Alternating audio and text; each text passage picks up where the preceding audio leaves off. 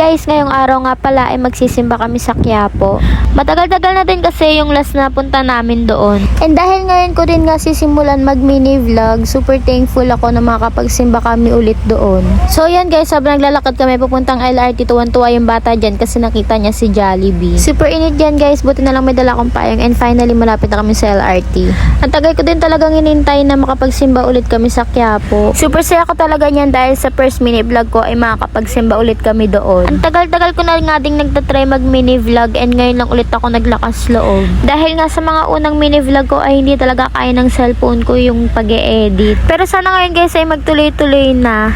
And ayan guys, naglalakad na kami dyan and inaantayin lang namin dumating yung train.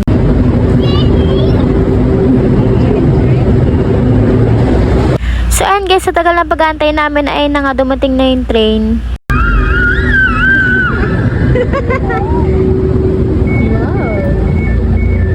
O diba, mas lalo lang natuwa yung bata dahil dumating na nga yung train. And ayan guys, nakasakay na kami dyan.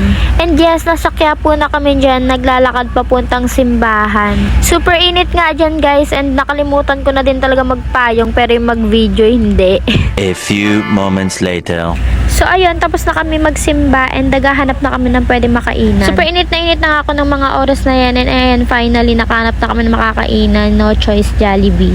Sa mga oras na nga na yun ay waiting na lang kami sa food and pinapanood ko na lang muna siya sa cellphone para hindi siya mainip.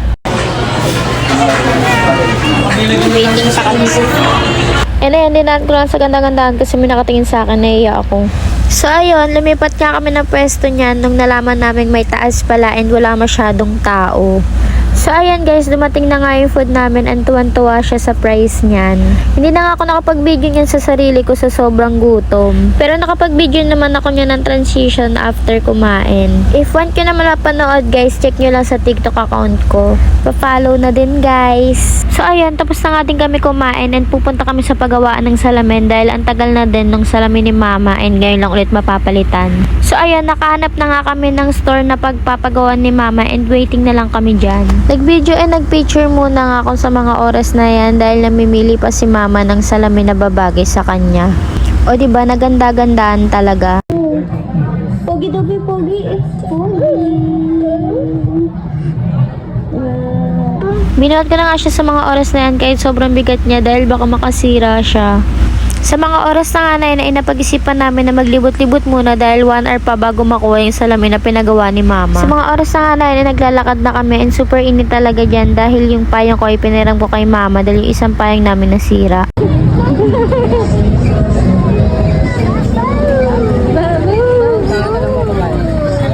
Sa mga oras na yan ay nasa urban na kami.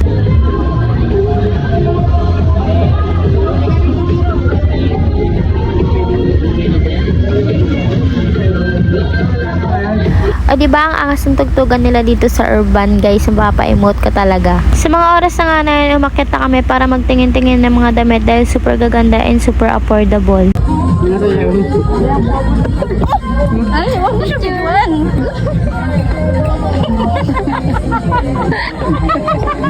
Utang mo, bayaran mo daw.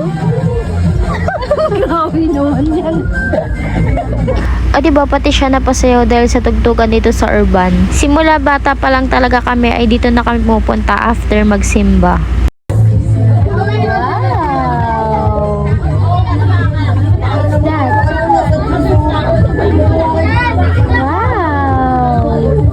Sa mga oras na nga na yan ay waiting kami dahil namimili pa si mama ng bibilhin niya. So ayun, tuwan-tuwa siya dyan sa salamin. Nagsasasayaw siya dyan dahil yung bata na yan mahilig talaga magsalamin. Sa mga oras na nga na yan ay pinapapili siya ni mama kung anong gusto niyang damit na may dinosaur. Mahilig kasi talaga siya sa dinosaur and mga animals. At dahil ayaw nga pumili ni Xavier, yung kulay green na lang yung binili nila.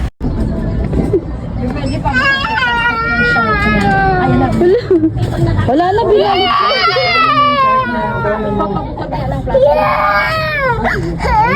Ayun na.